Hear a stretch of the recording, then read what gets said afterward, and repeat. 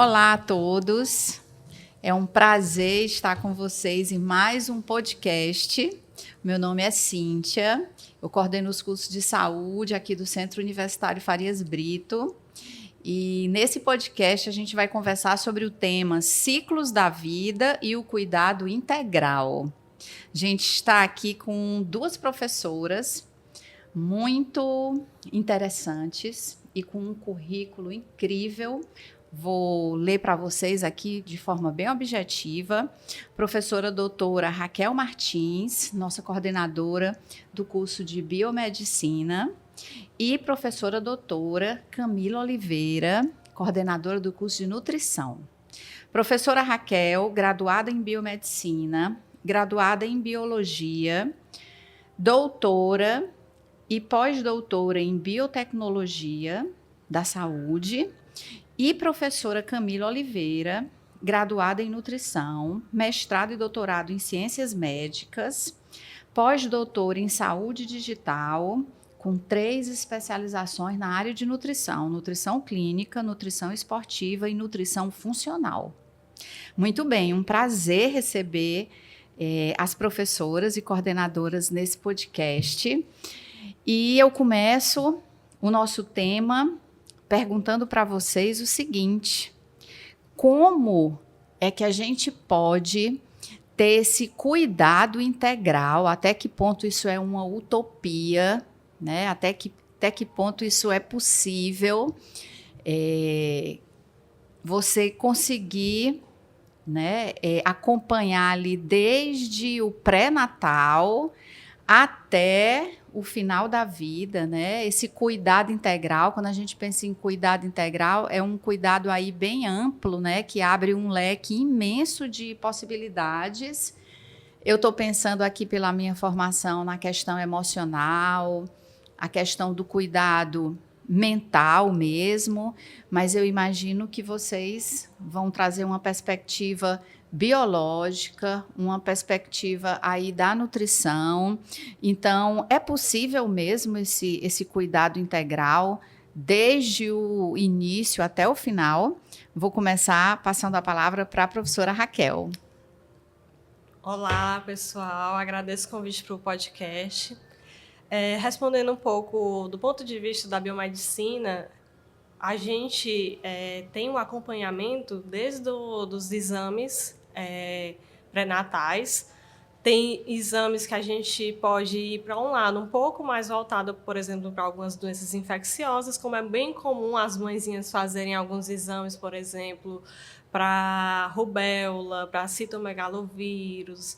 Então, além disso, além das doenças infecciosas, nós também temos a questão do acompanhamento para a própria mãezinha saber sobre a sua própria saúde, a nível metabólico e bioquímico também. Eu posso citar alguns biomarcadores, como, por exemplo, biomarcadores para o diabetes, biomarcadores renais, também biomarcadores cardiovasculares. Uma das doenças que a gente observa o acometimento de algumas mães é com relação, por exemplo, à eclâmpsia e à pré-eclâmpsia. Então, durante esses exames pré-natais, é feito todo o acompanhamento dessa mãe para ela conseguir ter todo realmente esse cuidado integral que a gente chama para proteger tanto a si quanto ao seu bebê. Então, a gente puxando um pouco para o meu lado, né, que é a biomedicina, a gente trabalha basicamente com os exames.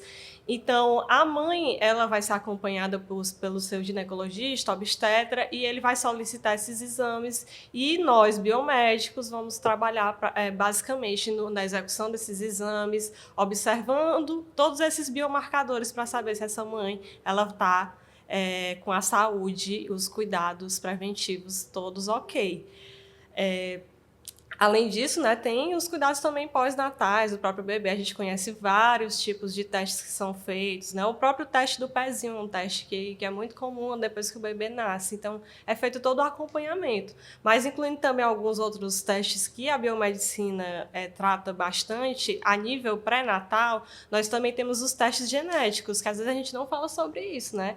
Os testes genéticos, eles também são importantes para fazer um acompanhamento das características desse feto, se está com todas as estruturas necessárias para o desenvolvimento. Então, a gente consegue realizar todos esses exames, que também é uma área da biomedicina, que é a parte de embriologia. E também, né, a gente pode falar um pouco da parte da fertilização, né, que é também uma área muito importante na biomedicina, que é a parte de reprodução. Mas, assim, para não pegar todo o espaço, né, também passar para a nossa colega Camila, né, que ela deve ter muita coisa para falar também na área de nutrição, que é muito importante, que essas mãezinhas também se cuidem a esse nível. Sim, sim. Professora Camila. Na realidade, né, quando pergunta, né, como é que é esse cuidado integral, né, desde o momento da gestação, passando por todos os ciclos da vida. Atualmente, a gente trabalha até antes da gestação. Então, existe o que a gente chama de programação metabólica. Então, não existe mais só uma preocupação de financeiramente como eu vou, né, prover, como é que eu vou, né, ter uma criança, enfim, o cuidado também com a educação, mas também como aquela mãe está nutricionalmente, né? Então, já tem vários estudos falando que deficiências nutricionais, e o que a gente tem visto muito é a questão da infertilidade, né? Então, pessoas, né, que não têm aquela fertilidade como antigamente. E aí tem vários estudos correlacionando com a alimentação. Então, como é importante o cuidado da alimentação desde o momento da fertilização e também para engravidar. Então, mães, né, que têm deficiências nutricionais, elas podem ter, né, digamos que filhos, né, não nutricionalmente falando adequados, mas também, além do cuidado da mãe, no que se diz respeito a deficiências nutricionais, também algumas patologias, né? E aí a gente vai, né, com vários estudos também falando que quando a mãe ela já engravida com excesso de peso, né, o próprio sobrepeso, a obesidade, ela já vai ter complicações no momento da gestação. Quando a mãe já engravida, diabética, hipertensa, isso vai trazer complicações também, né, durante o parto, né, e durante também, né, a vida do bebê. E aí a gente só está ali no início. Uhum. E aí, às vezes, a gente também se preocupa só com a mãe, né? E pensa que a programação metabólica ela vai acontecer só com a mãe, mas também tem muitos estudos falando do pai, né? Então, cuidado nutricional vai ter que ser do casal, tanto da mãe quanto do pai. Sobrepeso do pai pode trazer várias consequências para o bebê, porque, enfim, né, o bebê é formado. Né? Uhum. Também, né, tem aí uma carga do pai, né? Uma carga genética do pai. Então, assim, a obesidade, a desnutrição, porque quando a gente fala de desnutrição, de nutrientes, às vezes a pessoa está ali com obesidade e está desnutrida. Né? Então, o cuidado que a gente tem que ter também com o pai. Isso tudo pensando, né, no bebê, né, e na saúde daquele bebê. E aí a nutrição ela vai percorrendo, né, aí a sua importância também com as crianças, né? E aí a gente tem, antigamente a gente tinha um quadro de desnutrição. Atualmente, a gente tem um quadro de obesidade infantil. Uhum. E é muito triste a gente já ver crianças com diabetes, né? Uhum. Então, às vezes até mesmo no posto de saúde, né, aparece a mãezinha já com a criança com alguns sinais, né, de diabetes, como, por exemplo, aqui no pescoço fica um pouco mais escuro e a gente chama de acantose nigricans, né? Então, é um indicativo. Então, como é que pode uma criança já tendo doenças de quê? De um adulto e de um idoso. Tudo devido Sim. a uma má alimentação. Sim. E aí também tem crescido também, não sei se vocês têm acompanhado, né? O número de crianças autistas, crianças Sim. com TDAH. Então, já tem estudos falando da relação também com o consumo de agrotóxicos. Muita coisa passa... Né, na realidade, aqui no Brasil, né, alguns agrotóxicos, e a gente acaba, né, não tendo ainda aquele hábito, né, de comer alimentos orgânicos, né, até pelo próprio preço também, disponibilidade, com certeza. né, então acaba que eu posso ter, né, vários estudos falando e correlacionando com o consumo de agrotóxicos, de alimentos industrializados, né, então tudo isso correlacionando também com a saúde mental e emocional da criança, né. E aí a gente vai caminhando, né? Quando a gente fala já na fase adulta, a gente tem aquele adulto que vai lá já ter uma síndrome metabólica, que não é só obesidade. Então, vai ser diabético, vai ser hipertenso, colesterol alterado, né? E aí, o idoso, né? Chega naquela fase da terceira idade. E aí, a gente vai acompanhando não só a síndrome metabólica, mas também a sarcopenia. Né? Então, o que é a sarcopenia? É aquela perda de massa magra, né? Devido a um processo de desnutrição.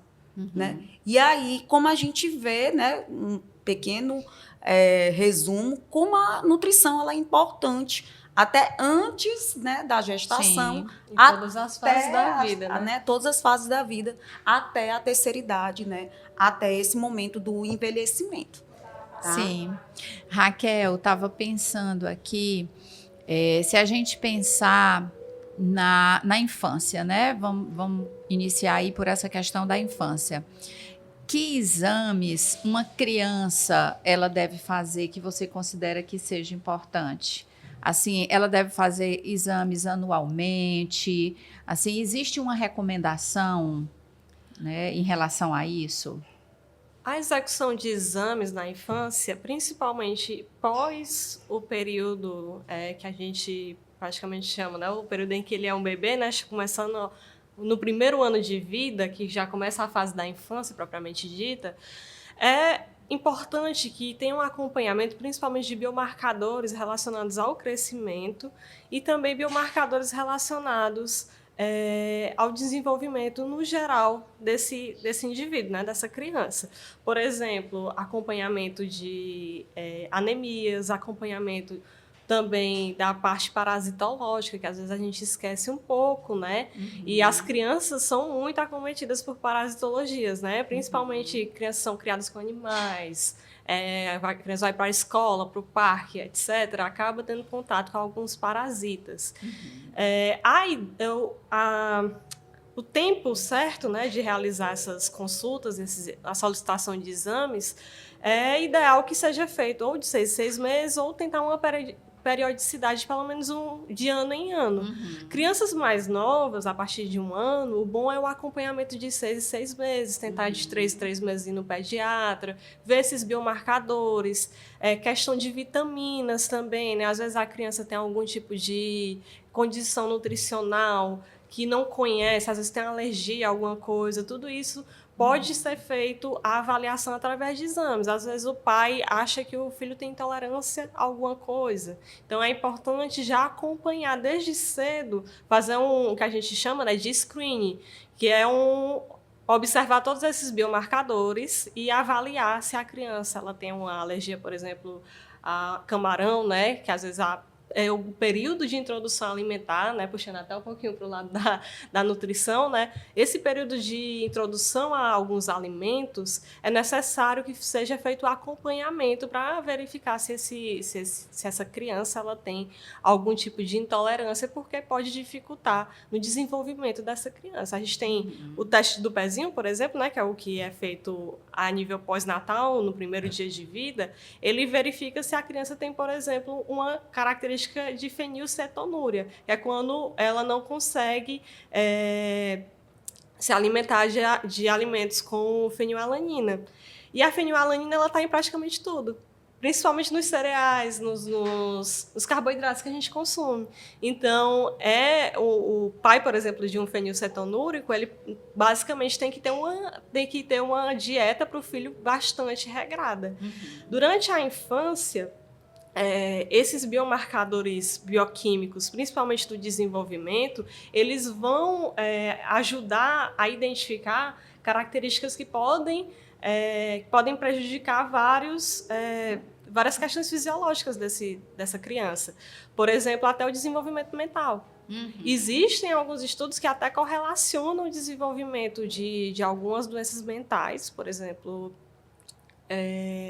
até eu vi alguns estudos assim a nível clínico um pouco mais que ainda não estão no mercado, por exemplo, que mostram que às vezes tem alguns padrões de alimentação que podem levar ao desenvolvimento de algumas doenças como a própria depressão, ansiedade, tudo isso pode ter um fator correlacionando. É lógico que a gente tem também todo o desenvolvimento genético que pode correlacionar também a predisposição a essas condições.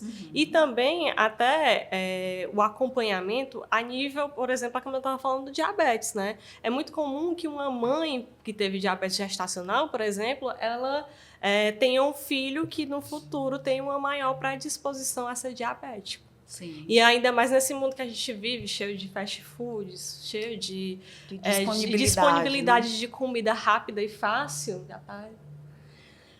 E então a gente tem essas características. Sim, sim.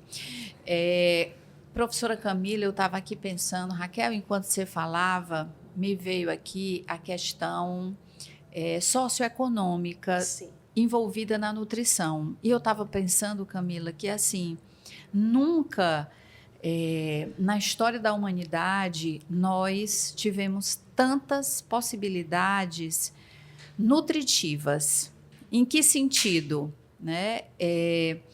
Você tem uma parcela da população que tem acesso ao que existe de melhor em nutrição, em suplementos, em vitaminas, em comidas orgânicas, né, sem agrotóxico. Então, existe uma parcela da população mundial, uma parcela pequena, que tem acesso a uma supernutrição, digamos assim, ao que existe de melhor, ao que suplementa, que faz os exames, Raquel, sabe o que está faltando, o que precisa repor, o que está baixo, o que está alto, mas, ao mesmo tempo, a gente tem uma grande parcela da população que é obesa ou desnutrida, no sentido, né, de nutrientes, e que está comendo muito ruim.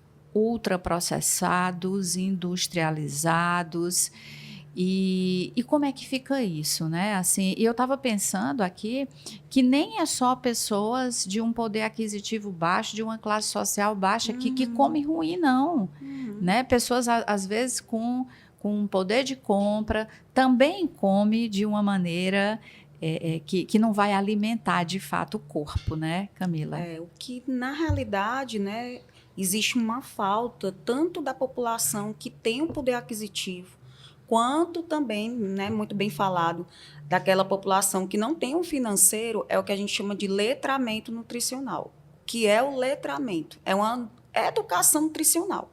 É realmente você saber ler um rótulo, porque a partir do momento que você lê o rótulo, que você vê a quantidade de açúcar que realmente tem naquele alimento, você sabe interpretar, não é só ler. É interpretar, entender, né, qual a correlação que aquele, né, alimento pode levar a doenças futuras, né, você vai ter um cuidado maior. Né? E muitas vezes a indústria ela acaba dizendo, né, que aquele alimento é diet, aquele alimento é light, e as pessoas pensam, né, que é o mais saudável, né? E muitas vezes não. Né? Por exemplo, cai por terra algumas barrinhas de cereais, né? Barrinha de cereal, então posso comer à vontade, é saudável, né? E as pessoas pensam que é saudável e comem à vontade, né? E pensam que isso não pode trazer consequências. Então, é um produto altamente rico em carboidrato, né? Para paciente, por exemplo, diabético, né? Não é interessante estar comendo essas barrinhas, esses produtos industrializados, nem muito menos para criança, né? Tem se falado muito da relação do açúcar, e quando eu falo na infância, com o aumento da questão do espectro autista, né? Como também do transtorno, né, do TDAH, né? Então, reduzir essa quantidade de açúcar é um grande desafio, né? Mas para isso as pessoas precisam entender, né? Não é só aquele açúcar de mesa, é o açúcar que está ali embutido nos alimentos, né? E que são vendidos como sendo saudáveis, né? Então, aquele suco industrializado, né, que fala que tem fruta ali, né?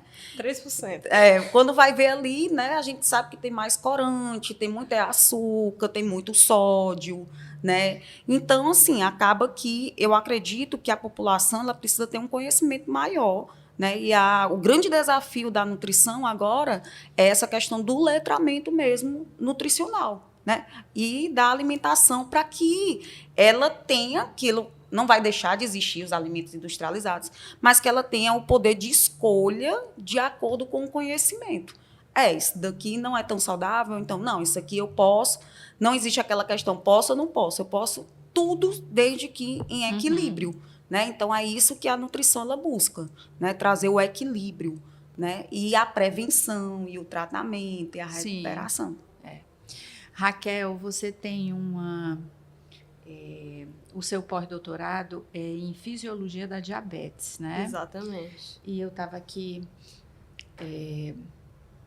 pensando que o açúcar refinado, ele é um produto, por exemplo, que não existe na natureza, né? Não. Ele é químico. Isso. E todas as nossas reuniões é um aniversário, um casamento, o mês de junho, a festa junina, é dezembro, é Natal, é Ano Novo. Os rituais são marcados pela presença de alimentos. E de alimentos ricos em carboidratos e rico em açúcar, né? E aí, Raquel, eu estava pensando aqui, como é que a gente consegue ter essa certeza que nós exageramos? Assim, que sinais apontam para um possível risco da doença em si, né? Como é que eu sei, como é que eu, puxa vida, eu preciso fazer um exame, né? Que sinais surgem para diabetes? Pronto, para o diabetes, né, a gente tem aqueles sintomas clássicos. Um deles é a sede. A pessoa começa a sentir uma sede muito... Na verdade, Polidipsia, né? Polidipsia e poliúria. Quanto mais você vai beber, né? Quanto mais você vai querer urinar. Então, você vai ter um aumento na vontade de beber água e também vai ter um aumento na urina. Além disso... Polifagia, vontade de comer. Vontade de comer. É porque nós temos 2 tipos de diabetes, né? Primeiramente. O diabetes do tipo 1 e o diabetes do tipo 2. Qual é o tipo 1? O tipo 1 é aquele que a pessoa tem uma doença autoimune. Ela não está correlacionada com fatores do seu estilo de vida. Porque a gente fala assim, estilo de vida, isso inclui tanto a questão da alimentação, da nutrição, como a Camila já bem disse, como também inclui a questão de você ter uma vida com inatividade física, bastante estresse, tudo isso vai influenciar em você desenvolver o diabetes. No diabetes do tipo 2, que é o que a gente mais vê na população, a gente tem essa característica da pessoa estar um pouco associada com o estilo de vida e com a questão da obesidade. Então, as pessoas que desenvolvem o diabetes do tipo 2, normalmente elas vão ter essa questão de se alimentarem de forma muito exacerbada com carboidratos, principalmente comidas de fast food, pobres em proteínas, pobres em vitaminas. Então, já é uma das primeiras características. Quando a pessoa já está um pré-diabético, o primeiro biomarcador que a gente observa vai ser aquele realmente o clássico da glicemia, que é aquela glicemia acima de 110 em jejum. E da hemoglobina glicada. Isso. Né, a hemoglobina glicada vai ser o nosso padrão ouro para identificar, enquanto que a glicemia é aquele que dá o estalo. Será se eu estou diabético ou não? A primeira coisa que a gente pensa.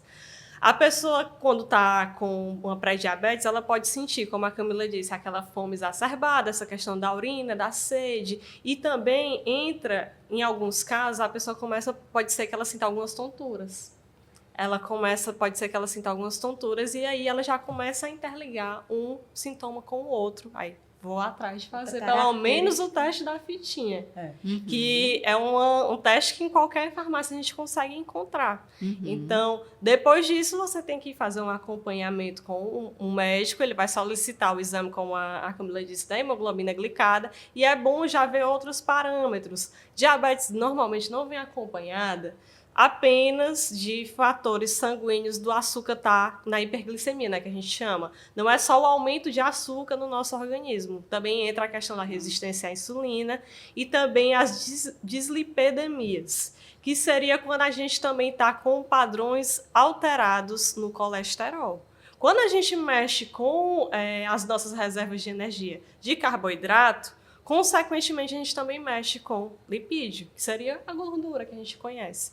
Então, geralmente, o diabético ele vai estar com alteração a nível de hiperglicemia, ou seja, com o aumento de açúcar no sangue, mas também vai estar associado com alguma dislipidemia. Então, já dá uma olhada no triglicerídeo, no HDL, no LDL Ou então e no vem tudo VD. junto, né? Tudo isso a gente tem que observar, porque são características bem comuns de estarem associadas. É muito difícil vir um separado do outro. Uhum. Então, você tem que tratar tudo junto. E a forma mais tranquila de você tratar um diabetes do tipo 2 é você trabalhar a nível da mudança do estilo de vida. Melhorar a qualidade de vida da nutrição, melhorar a qualidade de vida da sua atividade física, né? Realizar atividade física e tentar evitar o estresse, né? Que hoje em dia é muito difícil, né? Da vida que a gente vive corrida. Uhum. E também, o diabetes, ele não vem... às vezes a gente pensa assim, que o diabetes, vou fazer o exercício e vai dar tudo certo. No entanto, a gente também tem um grande potencial de carga genética envolvida nessa predisposição. Então, às vezes, quando você tem algum parente que é diabético, por exemplo, na minha família, meu pai e a minha avó paterna são diabéticos. Então, eu já tenho essa ideia de que também eu tenho que já ir cuidando desses meus biomarcadores para não desenvolver também o diabetes. Então, tudo no diabetes hoje em dia é questão de prevenção também. É você trabalhar a nível preventivo. E caso você já esteja um pouco mais avançado, né, já procurar terapêuticas específicas para esse tratamento, para melhorar, principalmente a questão da resistência à insulina, né, que é quando você começa a ter receptores que não aceitam, que não conseguem mais fazer a associação entre a insulina e a glicose para realizar a captação da glicose. Então, Um dado bem importante, Raquel, é que às vezes, por exemplo, aparece um paciente com obesidade, né?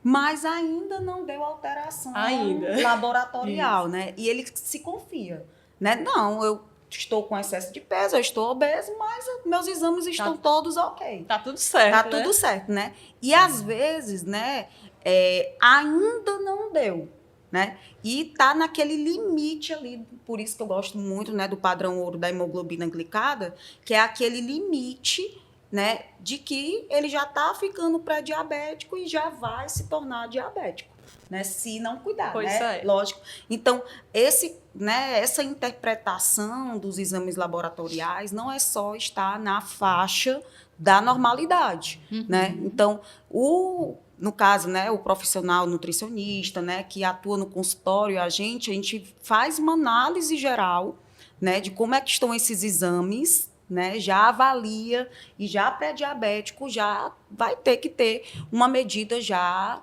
né, de tratamento mesmo, né, cuidando ali, prevenindo, se tem fator de risco também, né, familiar. A gente vê muito, durante a nossa anamnese, essa questão da predisposição genética, né?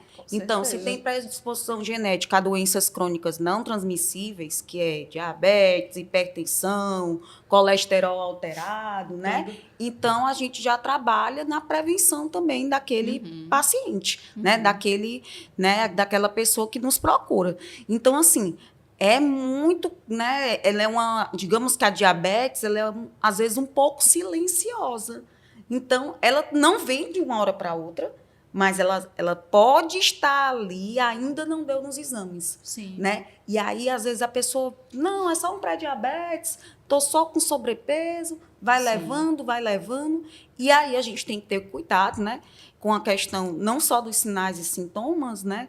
Mas também das consequências do diabetes, né? Sim. Então, a gente tem aí a cegueira, né? Sim, as A complicações. amputação, né? De pés, né? Sim. Alguns problemas renais, que a gente chama de nefropatia diabética, Sim. né?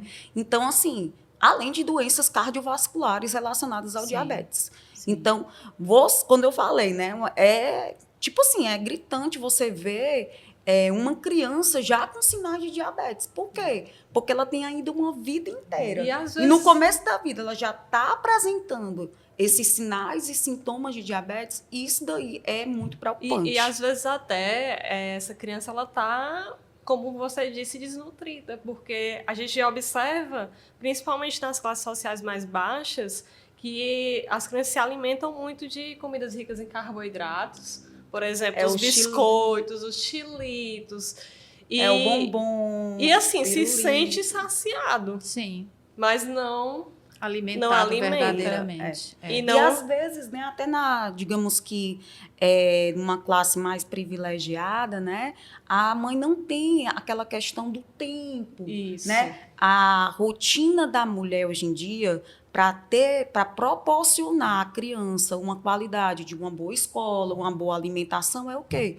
Ter que a mãe e o pai trabalhar e às vezes Isso. 3 períodos, né, 3 turnos. Isso. E aí, muitas vezes, ela não tem, né, aquele tempo, De disponibilidade acompanhar, né? de alimentação. Às vezes, coloca em casa uma pessoa que também não tem tanto conhecimento e acaba oferecendo aquele alimento que é mais fácil, que é mais Isso. prático E que é mais rico em açúcar. palatável também, né? Também, Entra é. também a questão de ser palatável. A gente é acostumado de que aquilo que é palatável a gente tem que comer bastante, mas não é isso, porque não vai alimentar. Não vai ter vitaminas, não vai ter nutrientes necessários para o desenvolvimento dessa criança. E a Tanto indústria está aí para isso, e a né? Para indústria- tornar tudo mais até- doce, mais cremoso, Isso. com Isso. muita gordura, que é a gordura que dá o sabor aos alimentos, Isso. né? É. E aí é um grande desafio do nutricionista é o quê?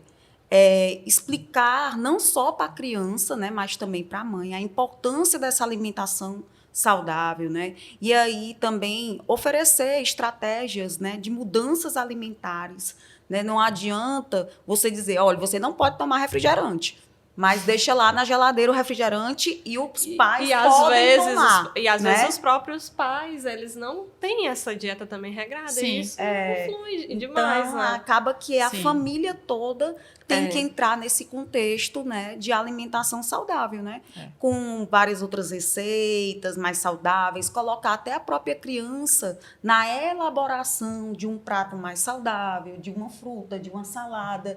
Ela se achar ali também como, digamos, um membro importante na própria elaboração do plano alimentar dela, né? É Isso. tanto que na introdução alimentar, antigamente a gente tinha o quê? Fazia papinha, fazia, né? Hoje a gente já deixa ali livre demanda. Então a criança mesmo, ela mesmo pega fruta, apesar de sujar tudo, né?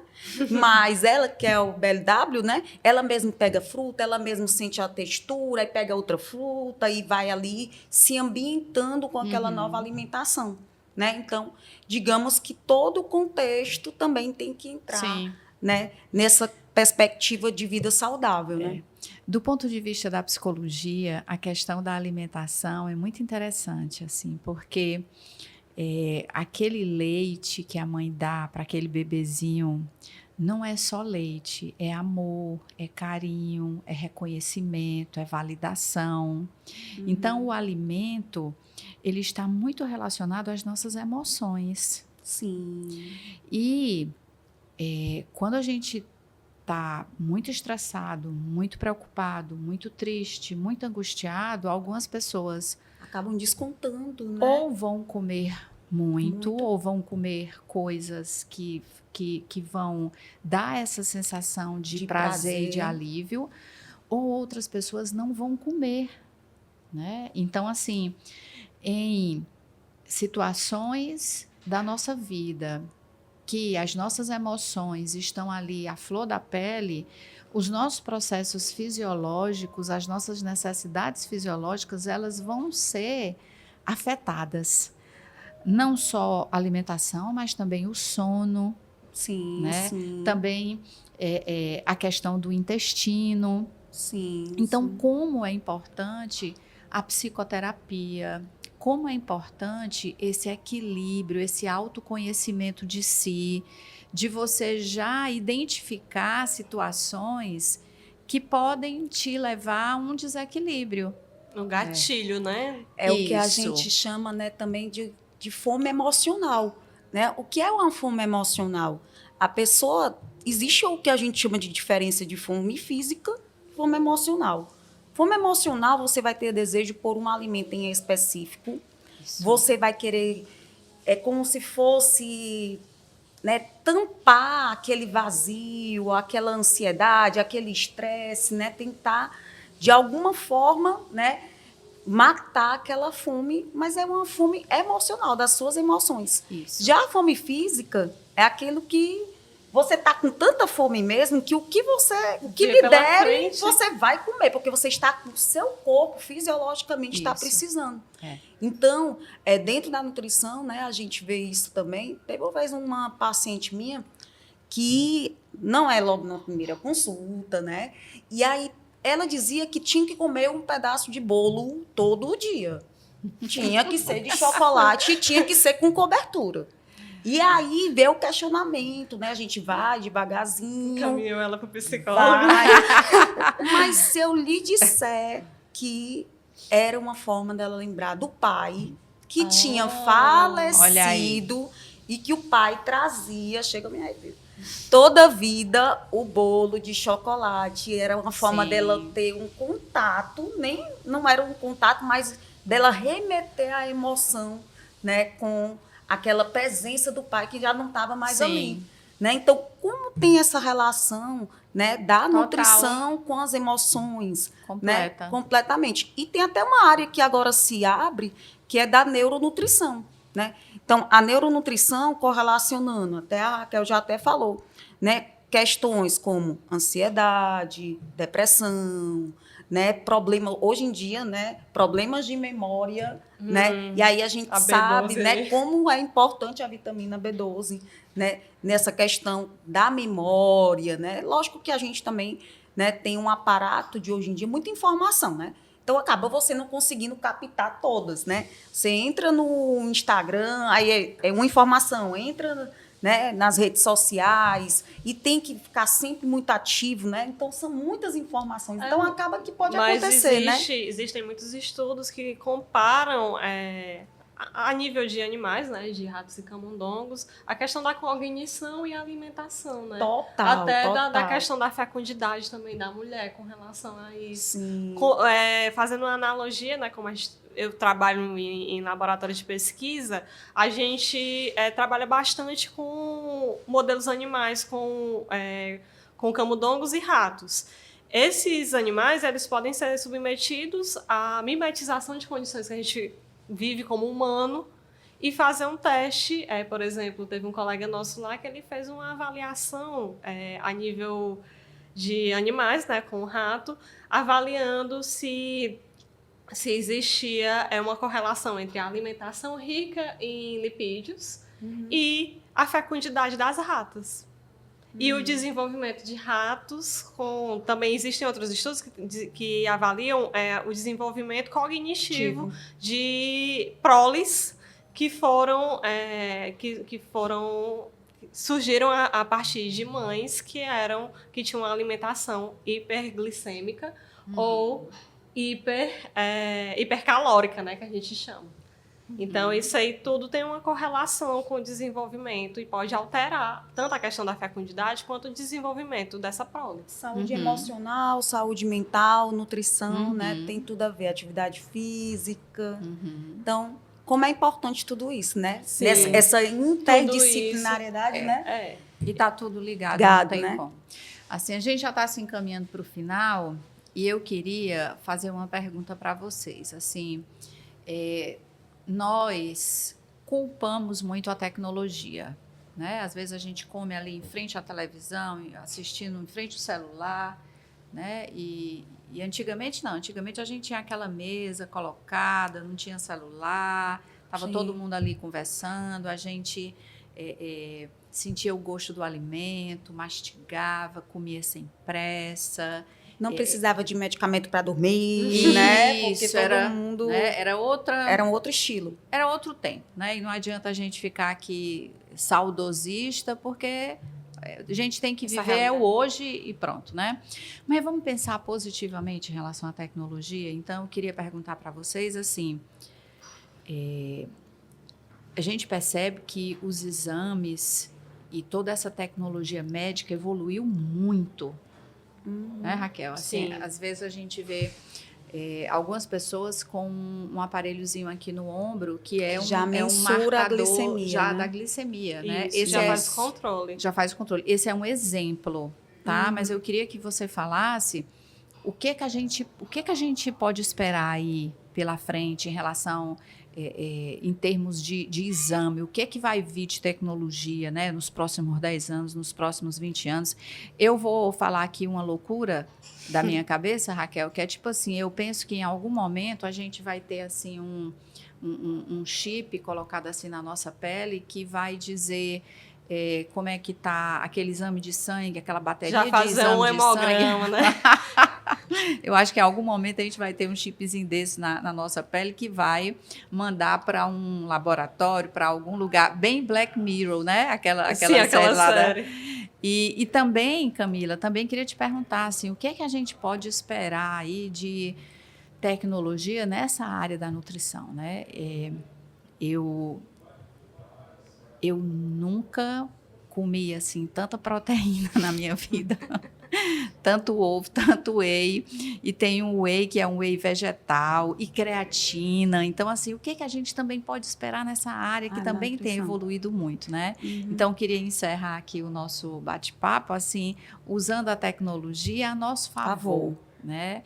E pensando aí o que vai vir pela frente para nos ajudar nesse sentido. Pronto. Cíntia, na verdade, não é nenhuma coisa de 10 anos, já está acontecendo agora.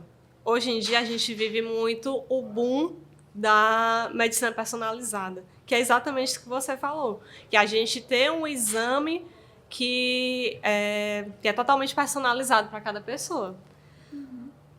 Por exemplo, a nível genético, hoje em dia a gente tem uns sequenciamentos que você consegue fazer um teste com um suavezinho, pega um cotonetezinho, passa aqui na sua mucosa da sua boca, faz um bochecho, coloca no envelope, manda para a empresa e eles já conseguem fazer todo o screening de todos os tipos de doenças genéticas que você tem uma predisposição. Alzheimer, câncer de mama e vários outros, você consegue já fazer hoje em dia aqui no Brasil, por preços acessíveis, todos esses exames. Aqui em Fortaleza, Raquel? Sim. Aqui em Fortaleza também tem. Agora, não é tão acessível aqui diretamente, mas tem empresas aqui, startups, tanto a nível do eixo Rio-São Paulo, que tem exames extremamente acessíveis, que é um teste que a gente chama de sequenciamento. Nesse sequenciamento, você vai pegar todo o que você tem no seu DNA, que mostra que você é predisposto a alguma condição genética. Dentro dessas condições, a gente tem os clássicos, né? O Alzheimer, a demência, os vários tipos de câncer, incluindo câncer de mama, e tudo isso você já consegue fazer esse teste com todas essas características. Fora os que hoje em dia estão ficando bem famosos, que é a questão também da ancestralidade, né?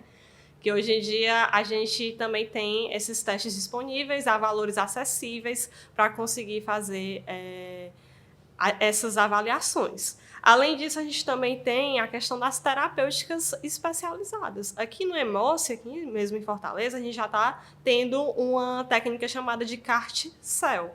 Essa técnica, ela é uma técnica que faz a reprogramação de células. Então, pessoas principalmente com leucemias, elas conseguem fazer a reprogramação de linfócitos para atacar células cancerígenas.